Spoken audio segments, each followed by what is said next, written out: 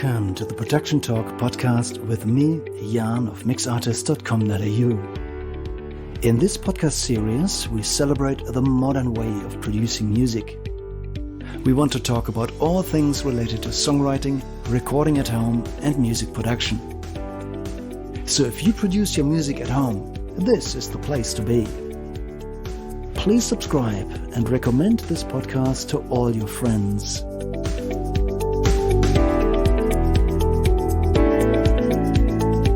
This is the Production Talk podcast, episode 47. Welcome back to another episode of the Production Talk podcast. At the beginning, I'd like to acknowledge the traditional owners and custodians of the land and the country that this interview is being recorded on, the Arakwal people of the Bundjalung Nation, and pay my respects to elders past, present, and emerging. Today is a pretty special day. I'm pretty excited because with me is an old friend of mine on the other side of the world. With me is EIKE FREEZE from Hamburg, and we have a long history. Welcome to the podcast. How are you going? Hi, Jan. I'm doing very well. Thank you very much for having me. And also, I pay all my respect and tribute to you guys and to the people of the Australian country. So thanks for having me. It's an amazing pleasure to have you, mate. We haven't seen each other in a very, very long time, but we have a bit of history together because we both started as, mid-20s as musicians and producers around the same time. Would you mind to just tell us first about your early days? How old were you when you started? Well, yes, Jan. When I started, I got my first electrical guitar. I skipped the acoustic. I just went straight to the electrical guitar. After listening to Nirvana, I had to have one.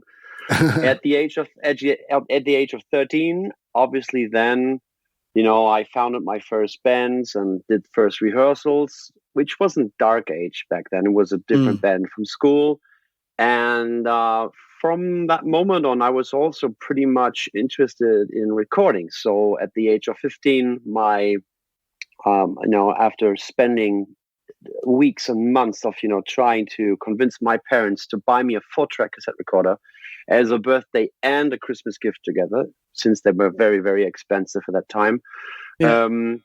I've gotten a little bit into home recording and that stuff with the 4-track cassette recorder. It was a Yamaha MT4X, I think it was. Cool. And then that's when I started actually, annoying all the bands in those YMCA rehearsal rooms, to just asking them to do their demos, to record it with on 4 tracks, like, having 4 microphones for drums and then bouncing them down to one mono track, doing bass, guitars, and vocals. So that was my first steps at the age of 15, 16. Cool. And how old were you when you started Dark Age? That was about the same time. I was 15 to 16. So my first band, Dyer's Eve, from a Metallica song, we swapped some members and we started with Dark Age at the age of 16. And that remained as the pretty much first lineup until record number 4. So at the age of 16, we started that and recorded our first album 1 year later at the age of 17. Wow. So I just had a quick look, and with Dark Age, I think you recorded 3 demos and a total of 9 albums. Is that right? Oh, Jesus. Roundabout? Yeah, roundabout, I think. Roundabout, right. Yeah.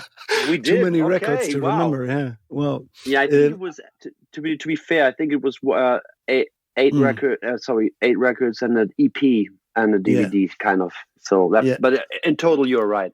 Yeah, right.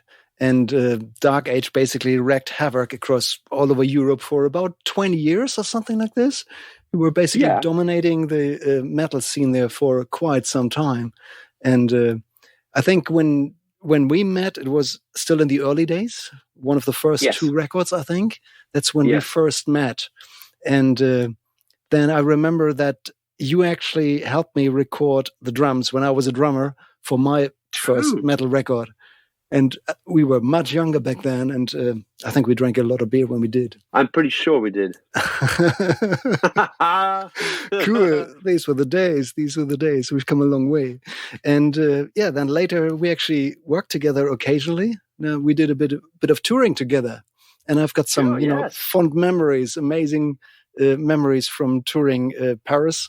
Some festivals in southern Germany, some local festivals, and sometimes, little youth centers. We played in front of 50 people one night and then in front of, 5,000 the next evening. That was fantastic. Yes. Yeah, cool. Yes. Say, are you still in touch with all the band members? I am actually.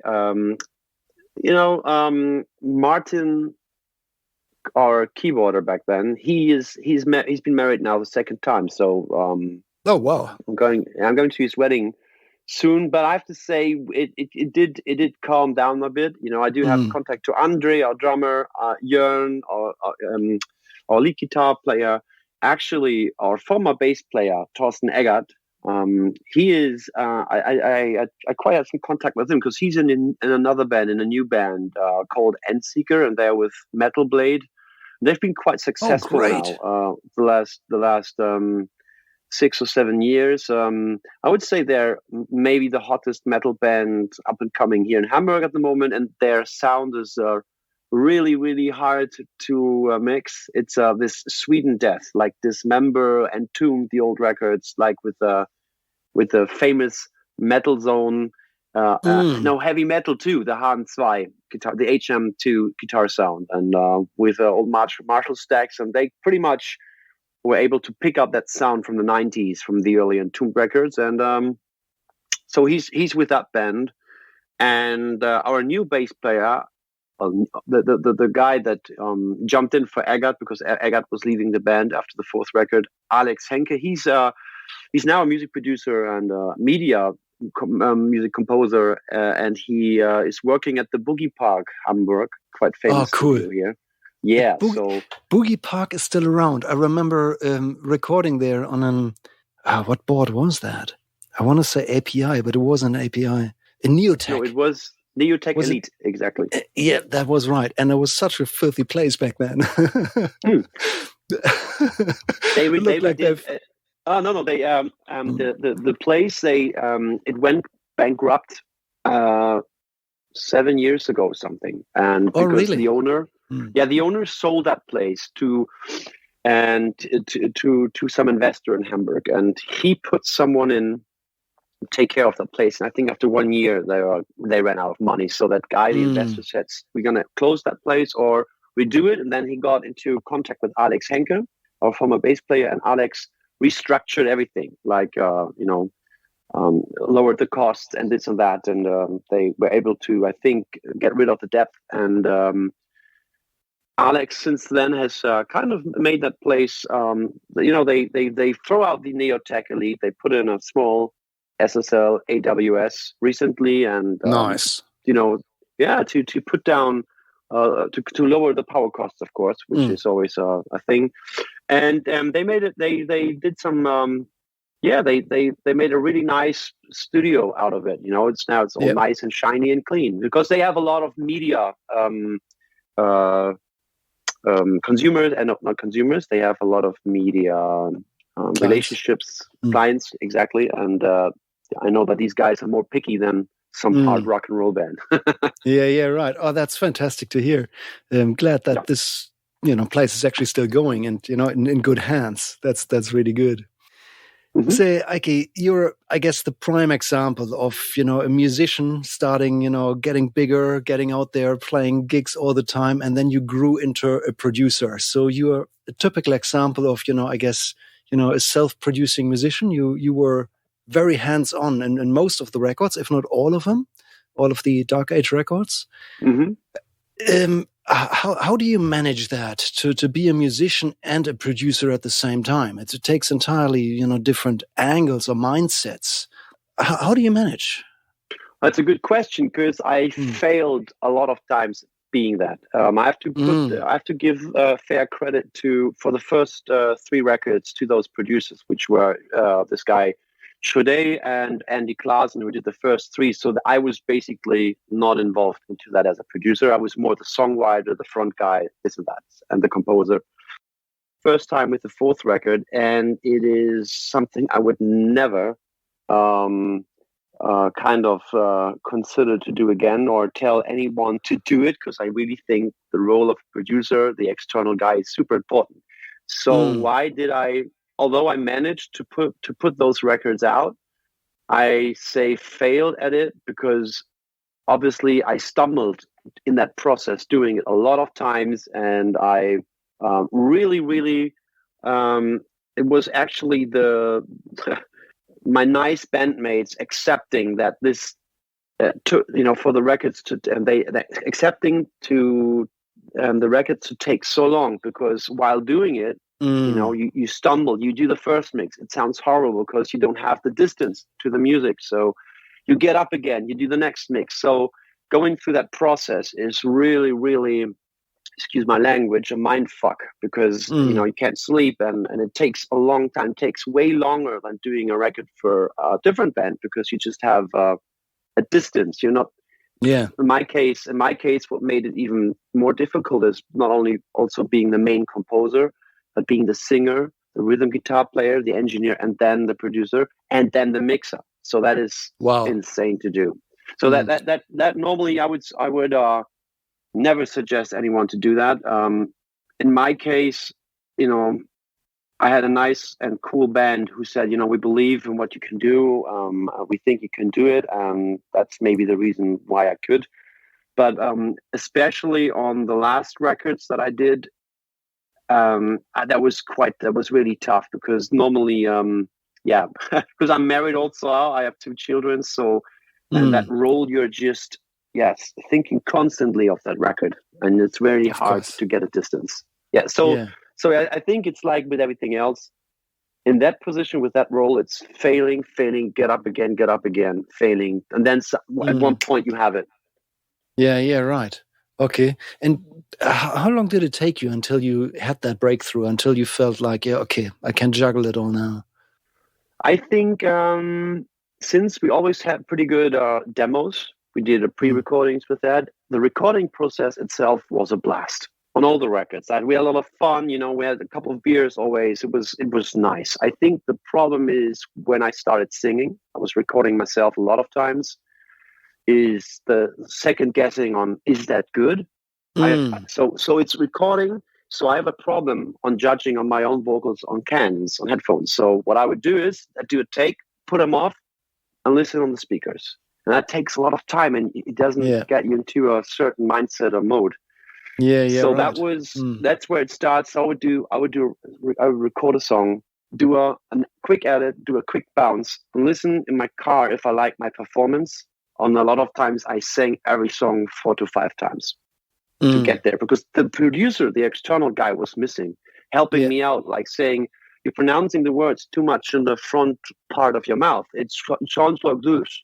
So relax, do it, do it natural. So that's missing. So I would check in the car and hear, oh my God, the guidance. Oh my God, I'm singing it too high in the front bit of my mouth. So do it again.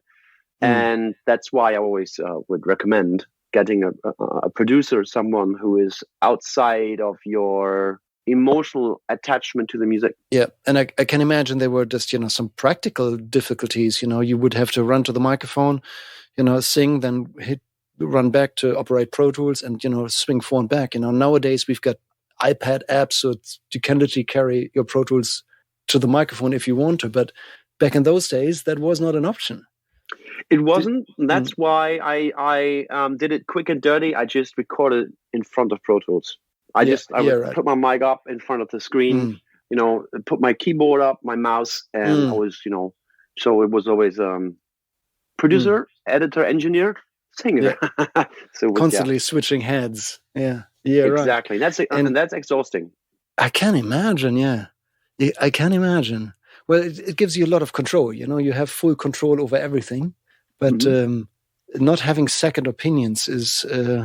I don't think that's easier. Would you agree? It's not. I agree totally. Yeah. It's not easier, and the thing is, it also has to do a lot. I think a bit. I would have no. What I did is, since Dark Age was a death metal band, melodic death metal band, and we grew more and more into singing, like clean singing. I did more proper singing, but I have to say I'm the worst singer in the world. You're not. The moment I have a good take, I think you can hear I have something to say, if that makes sense. But technically, because I don't practice, I'm really not good. So I think it also had to do with the lack of self-esteem in terms of, getting a proper producer to do it, because I was like, I can't sing in front of that guy because he's throwing me out after 2 hours. Like, practice, man. Get your tone, because singing is like proper singing is practice, like every other instrument also. And that's that. I think that I kind of compensated that with time. That I said, okay, I'm going to take my time as much as I need it. Because the problem with me is, a lot of times I have the finished product audible in my head. So it's there, and I just, and I'm forcing everything around me to get to that point. Yeah. Well said. So, that really describes what I find myself, that if you have something in your mind and you try to manifest it into something, capture it somewhere on your computer, and it doesn't sound exactly like that, that's really frustrating.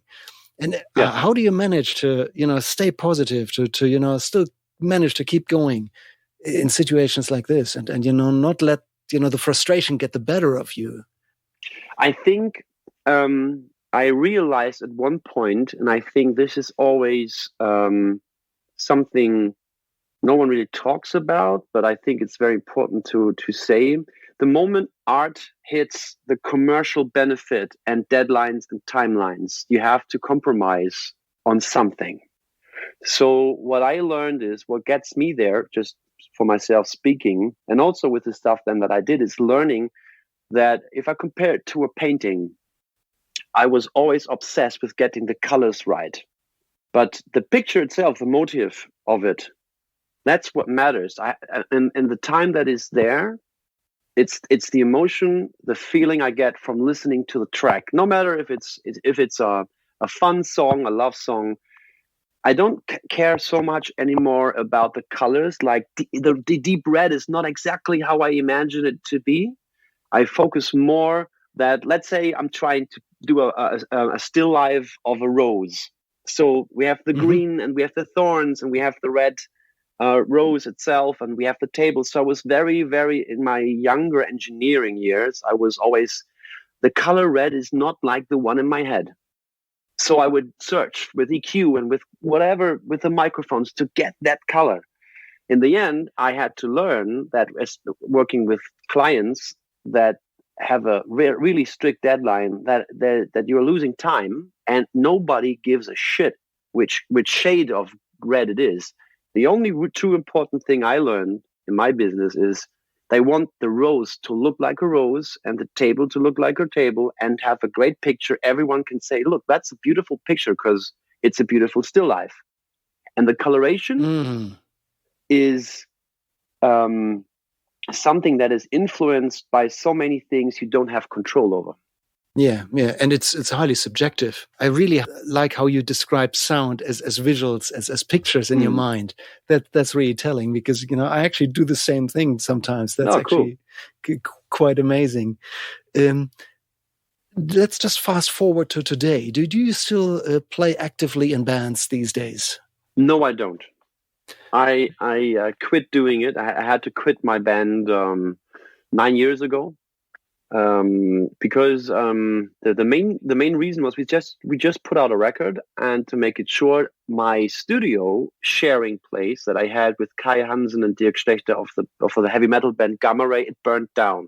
So I just got out of there last minute. I was tracking a singer, and first time, I was experiencing if I can work as an engineer again or not, because I had all my gear, all my savings, last 15 years was in that studio, and it burned down. But I was covered by insurance, for heaven's sake. So, slow down for a second. So you're saying you were in the studio when it burned down. Is that what you just said? Yes. We were. I was tracking a singer, and the power broke down. Yeah, and so it was a studio on the first floor, and there was just one entrance to it, and the others there was a small river behind it, the Bille. Yeah. So when the building started burning, the power went down, and that was very. I'm not, in Germany, it's untypical for that to go down. So I said, oh, something's wrong. I went into the kitchen, and there was a big window, and I could see that the roof and everything was already burning. So everything was red and with smoke. So I got back, went into my control room, grabbed the hard drives as much as I could, told the singer to join me, and I took 2 pieces of cloth, watered them, put them into her face, because that's what I've seen in action movies. And then I found and I tried to sneak out to find, but we were kind of safe, so there was no direct fire, so we could escape through the main entrance. But in that place, firemen were already putting water into that building for half an hour. So the firemen, it was close. It was close. So we went out. The police came. Who are you guys? What are you doing in the building? I said, I work there. That's a studio. And, what's happening? And he's like, the whole building is on fire. And then I've got and the doctors would take us and check on I don't know what the English word is, on our blood and the oxygen and everything. Oxygen levels, yeah. Oxygen levels. So, and then I think 2 minutes later, there was a police officer coming back in and said, Mr. Freeze, now you need 2 birthdays, because at this point you never could make it out. So I think 5 minutes later, that would be it. So that changed my whole perspective on everything. My daughter Hannah was 1 year at that time, and my son was 3.5. So I went home. My wife picked me up, and my mother, who lives with my dad in the US, they were on visit. So she was there with me too. And before I would have a report from my insurance company if they would, pay me for the damage, I had 2 days of thinking about everything. So, that was a game changer for sure. So at that point, I made a decision that I possibly cannot step back onto the stages, because I would have to make sure to make a living with what I have, and I could not waste any time. Because that would, as a musician, everybody knows that would mean you are on tour on weekends, while in the week I would work and I would see my kids, my wife, and I had to make a decision. So that's the reason why I quit making music as a performing artist. But I have to say, I'm still a songwriter, and I write a lot of music for other artists when I have the time for it. Wow. Yes, but that's a small little story. Sorry for taking so long, but it's no. That's wow. Is it fair to say that this probably would have been, the lowest point of your music career? Yes, definitely, because everything you sacrifice a lot going that path, being self-employed and all that stuff. So I always was under the impression that everything was meant to be this way for myself. I was very, very at young age sure about what I want. Of course, self-doubts will come in, and oh God, how am I going to feed my family now? But I have to say, it was maybe the best thing that happened to me. Explain, please. Yes, because I got a call from a dear friend of mine, Christoph Stepan, now called Christoph Hedwig, who was working for Solid State Logic at that time, who had a control room in the Chameleon Studios. It's the studio I am currently working in.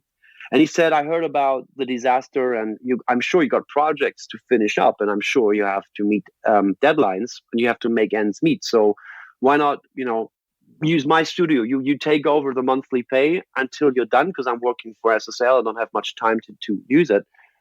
And I was so happy about it. We'll never forget him that. So I went in.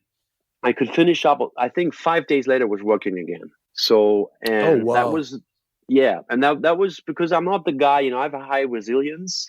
I don't, like in Germany, we say, I don't put my head into the sand, I'm looking for, I was doing that. And that was the beginning of a great, great journey, I have to say, with the Chameleon Studios, who were doing a lot. This studio was a game changer for my career. Okay, so it turned out better. It turned out better. You've traveled through quite a few different studios. You know, I remember the very first one in the basement of a school. Is that? Oh, yes. Was that the first one? I think I helped you wiring things up, and you recorded me as a drummer back then. You did, Jan. You did. Yes. I actually found the multi-tracks of one of those songs the other day. It's quite amazing. Wow. It didn't sound too bad, considering it's our really early work. But yeah, wow.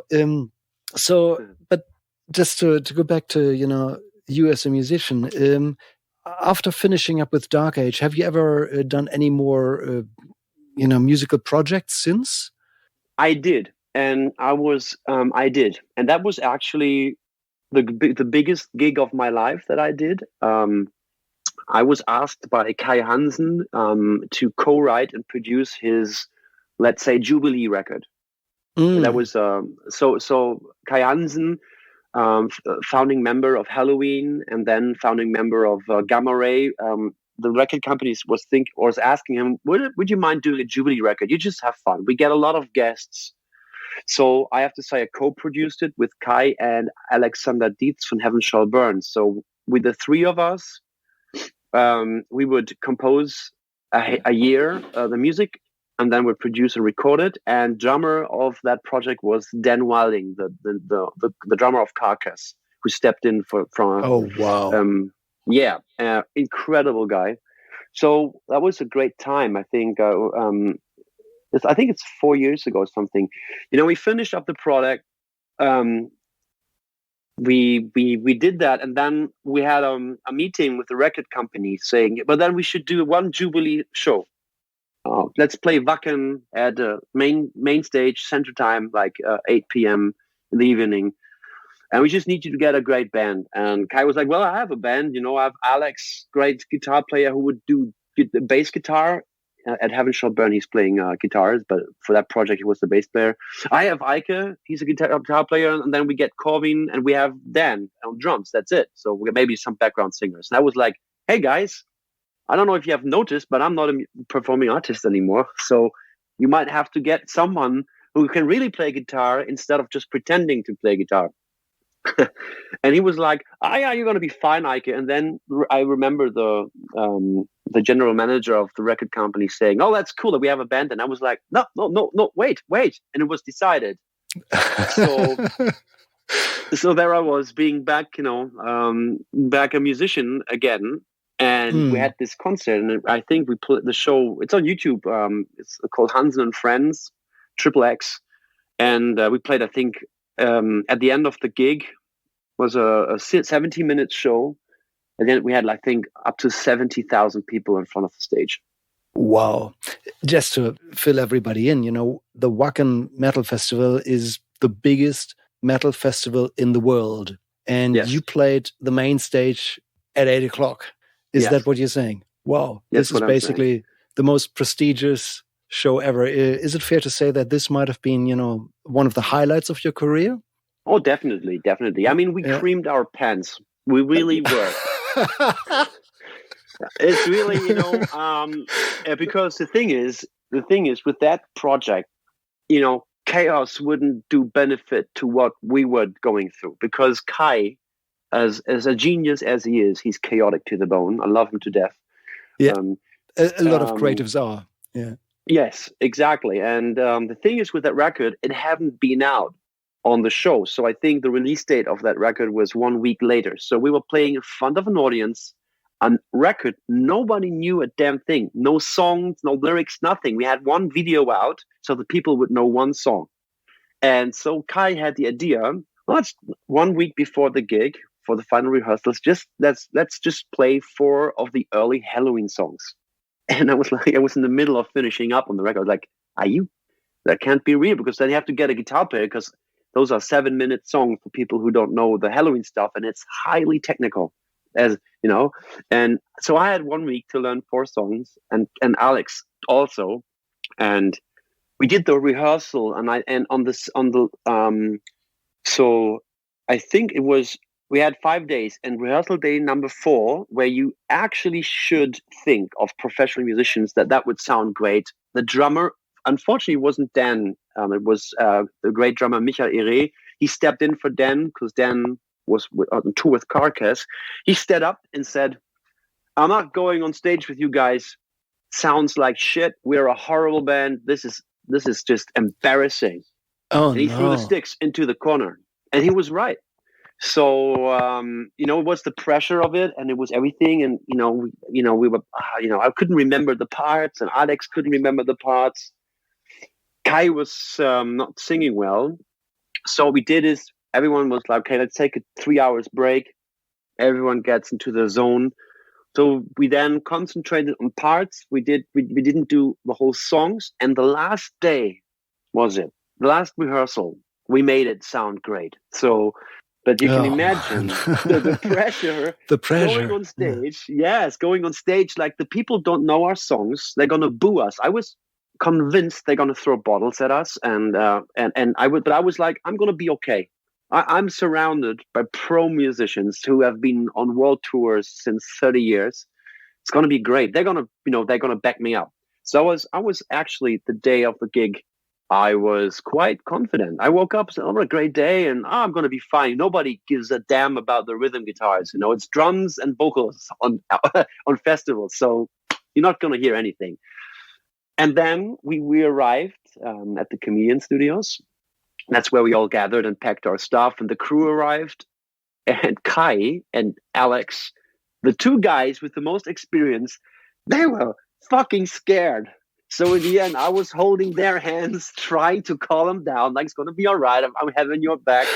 Oh, wow.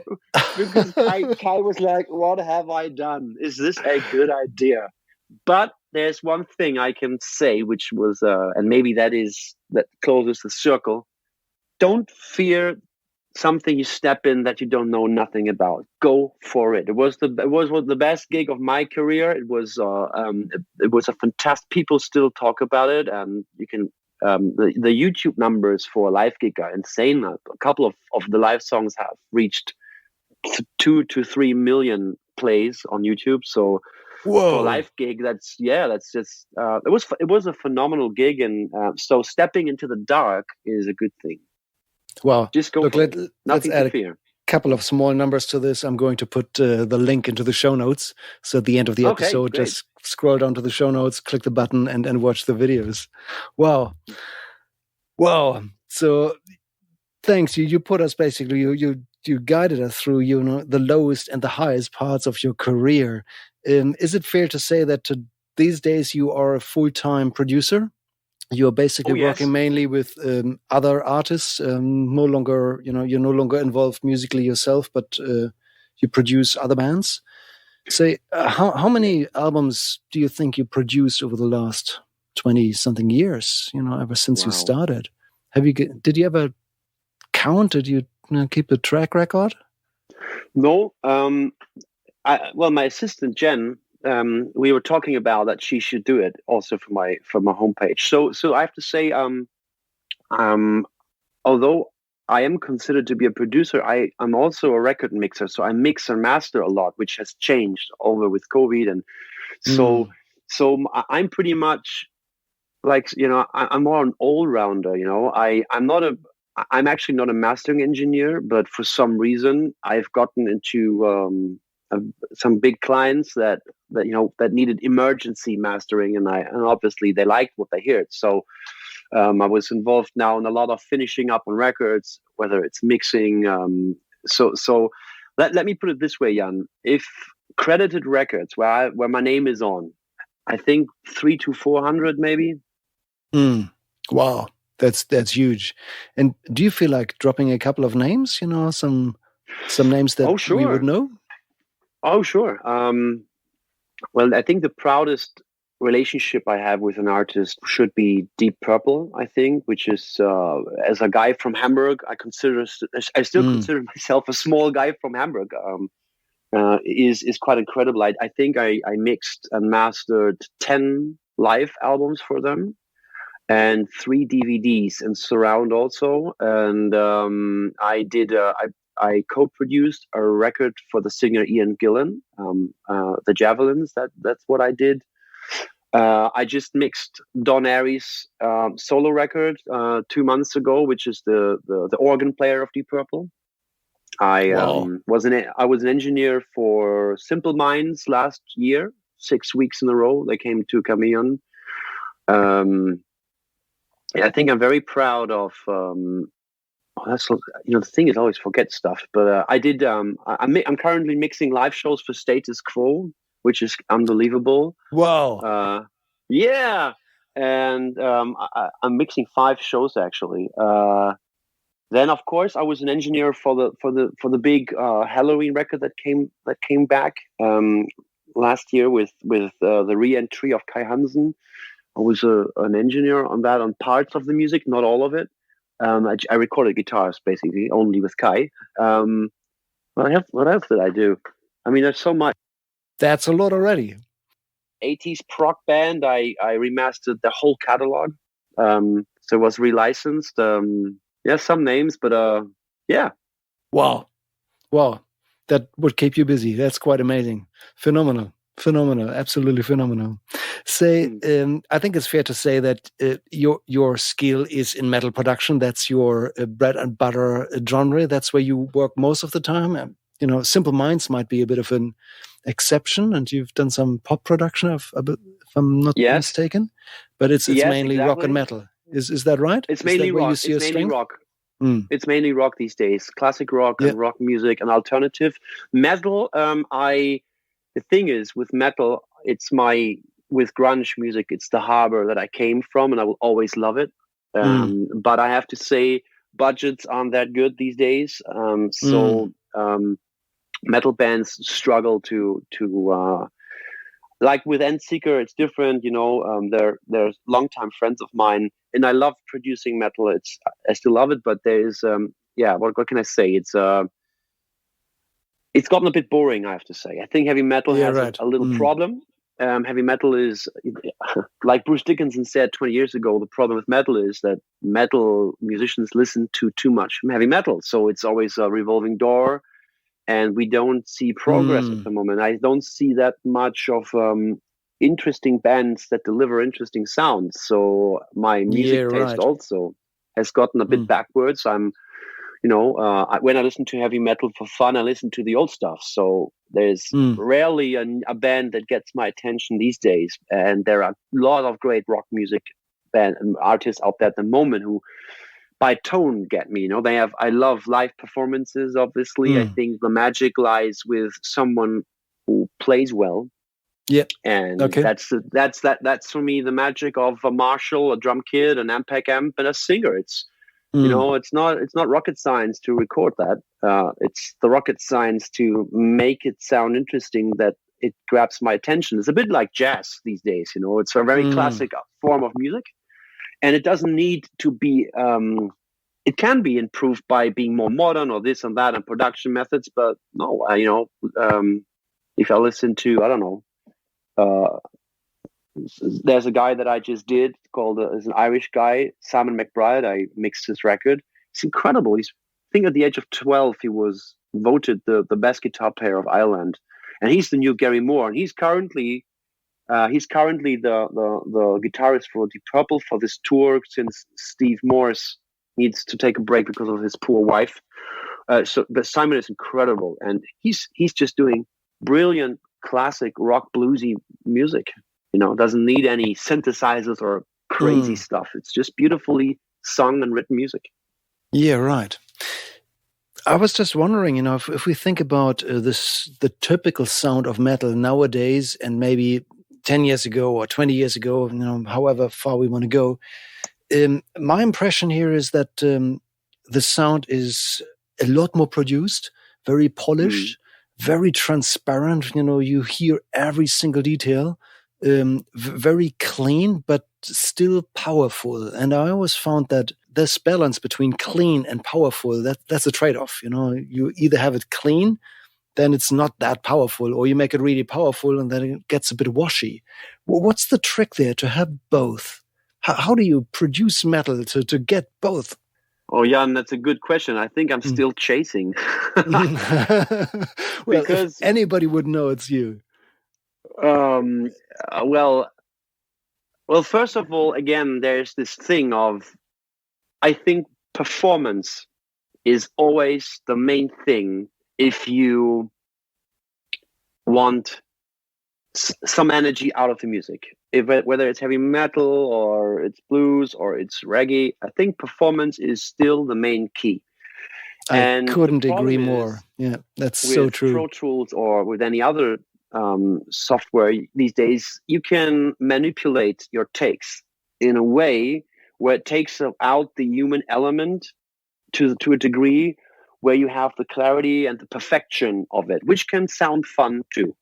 Did you ever record rock and metal bands live, all in the same room? Drums, bass, guitars, keys, vocalists, all together at the same time? Or is it all one after another as an overdub recordings these days? It depends. Mm-hmm. I do that more and more with rock bands. I love it. It's the best thing. It's the best way to capture the energy I've been talking about. I think it's if the band is good, I do it. There's one thing that we have to keep in mind, which is a problem to my ears. As a metal band, what I think these days is, for my taste, a lot of times is I'm missing the risk of doing something people might think it sounds weird, because you see, Jan, there's a certain, if you are a band and you sell 5,000 copies in Europe and you manage to keep up your tours, that in a way you can get the economics of the band running. There's a little risk of doing something with that, where at these days the record company will drop you immediately. So the thing is, with a lot of times that I have with this, because when a band approaches me, I go, well, how do you want to sound like? And a lot of times say, we want to be raw again. But the moment we're playing and I get more and more into their zone, they still want it raw, but polished, but this. And it has to be raw, but I just still listened perfect. to the latest, still perfect, the latest Testament. It's great how the guitars sound. And I thought, but it's copy pasted all the way. It's a built record. Same with the drums. You can check the choruses, put them together, and you will see it's just perfect. So there's a fear of, doing something people might think, it sounds weird. I mean, speaking of a band like Slayer back then, I think the energy comes from the attitude of not giving a fuck. Sorry for my language again, but it is okay. For me. That is the punk of it. I think that is what got me into metal. I love Pantera. Like, the energy I got from Pantera coming from grunge was like, what? This is the most heavy sounding stuff I've listened in my whole life. So, of course, they were so spot on at the peak of their career, playing wise. Their skills were incredible, especially as a trio with an extra singer. So, but when I have a band, I think a part of punk is we don't care what we sell. We don't care. We're gonna play anyway. We're gonna go we're gonna play the youth club or the YMCA anyway. If we're gonna sell 5 tickets or 200, that's where I think rebellion starts. Yeah, because give people something they have been not expecting. And in these days, but when we both started out music, we would go to the Headbangers Ballroom to see other bands, local bands. Oh, are they good? We don't know. There was no YouTube to check before that. So we had to go watch the show. Yeah. So we've been surprised by times, and sometimes you're like, I'll grab a beer instead. They're not good. That's fine. Now, these days, to get, people curious, it's more difficult. So I think I will be interested in heavy metal again the moment a band comes in and tells me, we don't actually care how we sound. We will play in the live room and you record it, and that's how we sound. That's how it is. Yeah, right. And I love to see that. So is it fair to say that, in your opinion, that metal is nowadays overproduced and probably over-edited and too clean? There are techniques like sound replacing and timing correction where you can just make a drum performance, like as if it was played by a robot. You can DI your guitars and edit them and then reamp later, so every chop is exactly on. And, is there an overuse of editing these days? Is that what you're saying? For my taste, yes. I mean, it's a very, very complex question, because obviously there are records which are perfectly edited that still contain a lot of human element that I love. The last metal record that I listened in private to was Architects' All Gods Have Abandoned Us. That was the one that got me, because the singer had so much rage, and there was such an element of there was such a human factor still left after all the perfect playing, that I was like, wow, there's a certain energy that still goes through the speaker and straight into my heart. I thought it was a fantastic record. So if this is done, if the lyrics, if the band, the attitude is stronger than the missing human element of the performance, then I would say use whatever is cool to make your record sound great. But I rather listen to live heavy metal records, because I have that human element suddenly, you know? Yeah, right. All right. That's a good point. You know, there's no hiding when it comes to live shows. So you got to perform. You can't rely on the editing techniques. Yeah. Okay. So it all comes back to the skill. Yeah. And also, well, you know, there's another thing. Sorry, this is such a complex thing to talk about. I'm sure 10 producers and musicians will have 10 different opinions. So I'm really saying that this is just my point of view and my personal taste, of course, also. And also, what I think is really a pity is if you listen to Iron Maiden and the way each of the members has a style of playing. What is the drummer, Nico McBrain? Yes.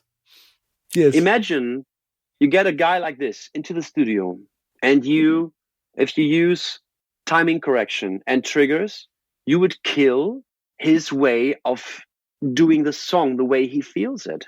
So true. Yes. And this is like Lars Ulrich, the same thing. People always complain about Lars being a bad drummer. I agree. I don't agree. I think there's technically better drummers, but he has such a trademark. So what's the sense of getting guys like these with such a sonic fingerprint? That's the thing. A sonic fingerprint is what I want from every artist. Character. To get them into studio, character. Get him here with all his experience and editing the shit out of it, you know, doing our beloved, the Beat Detective over everything and putting samples. There's nothing much left of Nico McBrain, you know. And that's why people buy the records. He has this unique selling point, and it goes to Bruce Dickinson. If you tune everything too much, what's the meaning of getting this away, but which was actually the thing that made the band famous in first place? Okay, that's what I don't get.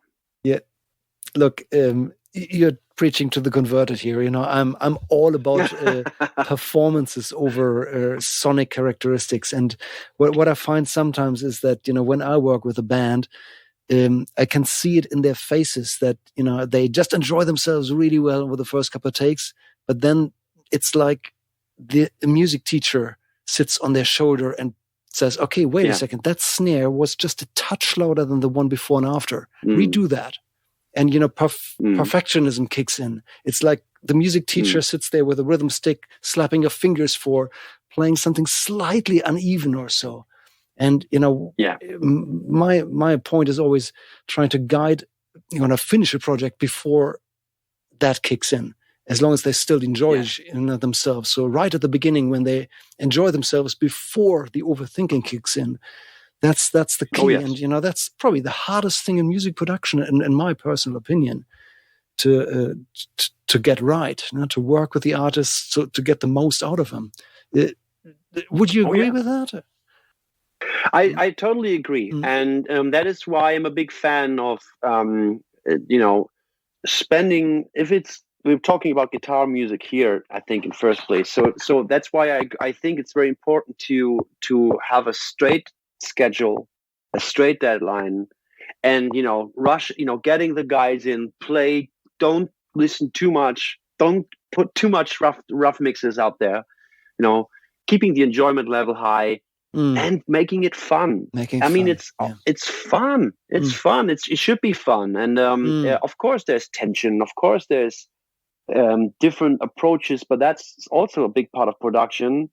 Talking with the artist what they want before you go roll out to recording. That has to be all set. You have to know what you're looking for. And that saves so much time. And with young artists, that is maybe the gray hair grower, I call it, because you have to explain all the time. Yeah. All the time. Why are we not redoing this? Because it sounds fine to me. Yes, but the snare is not loud enough. So trust me. So it's always about, comforting them a lot. Yeah, I just did and they asking, so why don't you do this? Why do you do this in Pro Tools? And why? And they are curious, and I like that. But everyone who has children knows it can be tiring at times. So yeah, but I would agree, Jan. Get through the production with a good pace. Yep. And yeah. Look, there's another thing that I just want to bring up quickly and get your take on. So ever since I discovered Rammstein some 15 to 20 years ago, I'm not even sure when, I noticed that there is actually similarity between metal production and EDM production. And Rammstein, yes, from the beginning on, they had a bit of both.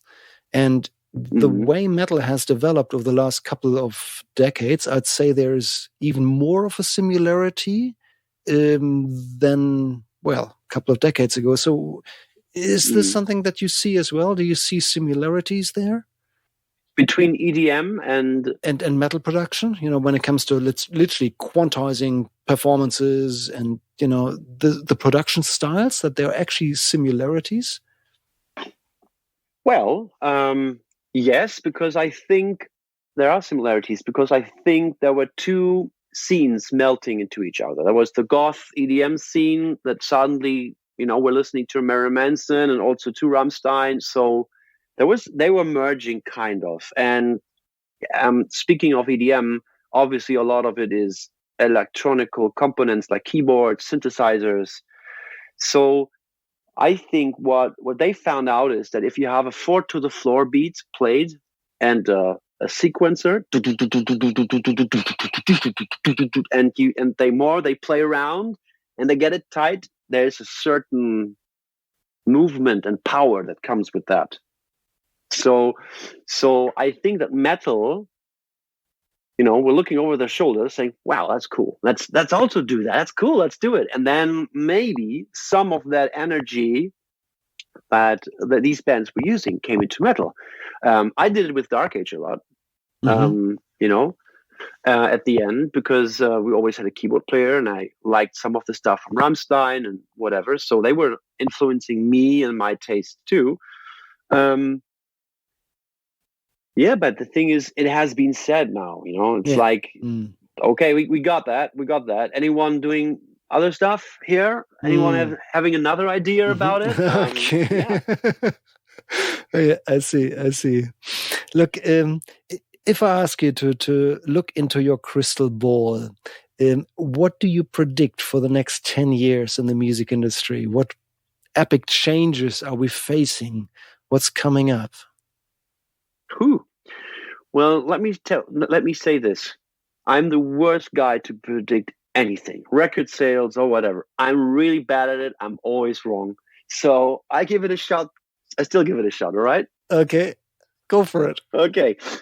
The only thing is, so my son, he's turning 13 now. And I think with manipulating music, especially he's listening to trap and hip hop a lot. So with the auto-tune stuff, so we kind of had that era where everything, the human element went away. So we have perfection in every way in pop music, all that Max Martin stuff. It's all, how can you do it better? Saba and Guinea mixing it. It doesn't get better in pop music. That's the epitome of everything. That's it. So he doesn't like guitar music, by the way, my son. So I experienced him seeing someone all the time playing a live instrument. So that is suddenly what grabs the new generation's interest, because I think there's something very intimidating about someone singing in front of you and playing a guitar and not having auto-tune on you, just being fragile and, revealing that side from you. Okay. That is something where I think there's a new way of, wow, it touches me. I don't know why. So I predict that music that has I predict that in the next 10 years, we will see more punk and hand-played music in the mainstream again by people that cannot be exchanged. Oh wow! Like like a talent that has such a strange voice and way of telling stories that you cannot exchange them by one guy from a 10,000 stadium audience. Mm-hmm. Because these days you can pick anyone from the audience and replace it because it's being manipulated anyway. You can play a little bit of guitar, go on stage. Even on Foo Fighters live sets, Dave Grohl would get a guy from the audience and he would play Everlong perfectly, and he was a fan, So wow. But get people in front of microphones who sound unique, that do it in a way it cannot be replaced. Mm-hmm. Yeah. That resonates with me. My boy is 8, and he's just going through an Ed Sheeran phase. And that's not everybody's cup of tea, but I love everything that he likes just because I'm his dad. And there's lots of great things to we said about Ed Sheeran's music, and I see some of that in Ed as well. He could not be replaced by somebody else. He's unique, and that really resonates with me. So I really hope you're right about the next 10 years. Say, what is the worst advice, music production advice you've ever heard in your life? Ooh. By the way, all great questions, Jan. You're doing great, man. You're really getting something out of me. I'm trying. Yeah. Let me see. The worst advice: go in the box, mix in the box. Oh yeah. Okay. Yeah. Because I do still. I'm still. Yeah. Analog mixing, like I do it on stems. I go out with 8 stereo stems, and then I bus it up on an analog master bus from the Studio SSL Matrix, and then I have a lot of analog gear. Okay. And I'm not good in the box. Yep. I'm not good in the box. I know it can be done. I know it. Yeah. Okay. And if you had a chance to time travel and go back to young EIKE from 25 years ago, sitting at the Headbangers Ballroom, having a drink, with other metalheads, what advice would you give that young EIKE? First of all, I think I would pat shoulders and say, "Go on, mate, you're doing all right." Love it. Yes. Cool, man. Yeah. And you did. Look at you. Yeah, of course. That's great advice. Yeah. And I would say, be such a dick with your bandmates, because I was cocky at times. Oh man, I hated that version of me. And what else I would say is maybe, I would definitely say, listen to more music from the past. Learn more. Listen to what have the Rolling Stones, what did they do? What did they do differently? Learn the Beatles catalog. Listen to more blues. Listen to jazz. Listen to classical music, not only metal, because I was such a grunge and metal guy. That would be, because that's what I'm doing now since 5 years. I bought a record player, and now I'm going backwards. I'm time traveling. I'm starting, with so many different musical styles, and yeah. Okay, so learning basically, all the time. You'd say be a bit more open-minded when it comes to music and genres. Good. Yes, learn the basics also. Yeah. Learn the basics. Yeah, that's great advice. That's great advice, mate. Look, just a couple of weeks ago, a friend of mine who I've known for quite some time, we produced some music together. He just left the country and first moved from the Australian East Coast to Perth, which is the other side of Australia. So imagine like you were moving from Russia to Spain, something like that. Okay, that's in the same country. And then he moved on from there to Berlin. And then I started thinking, and I actually know quite a few Aussies who have all eventually, moved to Europe. And another friend of mine who plays in the Wharfs, they're just touring the UK. So let's say if there are any Aussie musicians out now all over Europe and they wanted to get in touch with you for production or recording or mixing or what have you, what's the best place to find you? I have a very old school homepage. It's www.overdub EIKEFREEZE.com. So it's pretty simple. And I have I'll put it in the Instagram show notes. account. Oh, thank you so much. And you can just write me an email. There's a contact, thingy. And also, I have my accounts on social media like Facebook and Instagram, but I'm not a social media guy. So, I do some stuff when I have fun with it, but I don't use it as business. So, but I do get inquiries by social media quite some time. Okay, good. Fantastic. I will put all of those in the show notes. So there's really no reason not to find you. I think it's time to probably wrap it up by now. It's phenomenal speaking to you again, EIKE. It's been so long. We haven't seen each other for how many years? It's been way too long. And there we go. It's like, it feels like the old days. Wow. Like, sitting at the bar Absolutely, at the Headbangers Ballroom and, having a couple too many drinks together. Totally. Maybe we can just talk about a couple of stories later. There's just a couple of stories getting back to me right now of, shenanigans we're up to as young blokes that are probably not fit for this podcast, but we'll talk about this after the recording. So just for now, thank you so much for sharing all your knowledge and all your insight. And I'm just, absolutely baffled by the gold that you just shared with us. So thank you. I really appreciate that. Well done. Jan, same with me. Thanks for having me. I mean, I don't do this podcast stuff so often.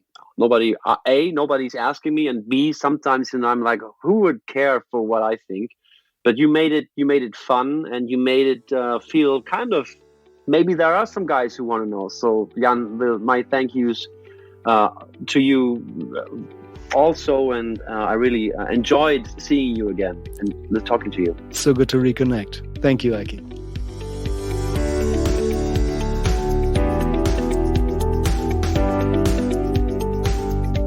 This was Mr. EIKE Freeze on the Production Talk podcast. Wow, what an interview. Look, I've known him for a long time, and just trust me, everybody, that he's a very humble person, and he understated his production skills and knowledge many times here. I really appreciate you sharing all this with us, and I have the utmost respect for the many, many, many productions you've done in your life, EIKE. Keep it up. Love your work, mate. So if you enjoyed this episode, if you want to reach out, head over to EIKE's website. You can find it directly in the show notes at the end of the episode. Just scroll down and click the link, and you'll find EIKE's website right there. So I warmly recommend working with him. You would be in fantastic hands. You will not regret reaching out to him for all your music production needs. However, if you're on the other side of the globe, if you ever need any help with your production down here in Australia, you're also welcome, of course, to reach out to me via my website mixartist.com.au, where I offer help with mixdown services. So if you ever find yourself in a position where your song doesn't quite sound as good as it should, please let me know. I will see what I can do for you. Again, thank you so much for listening. I would really appreciate if you could hit the subscribe button at the end of the episode. Also recommend this episode to all your friends, every single musician you know. Please let them know about this podcast series and ask them to subscribe. In your podcast application, you will find a little rating button. Please give us a review. I would really appreciate that. Thank you very much. This was all for today. See you again next week. Bye for now.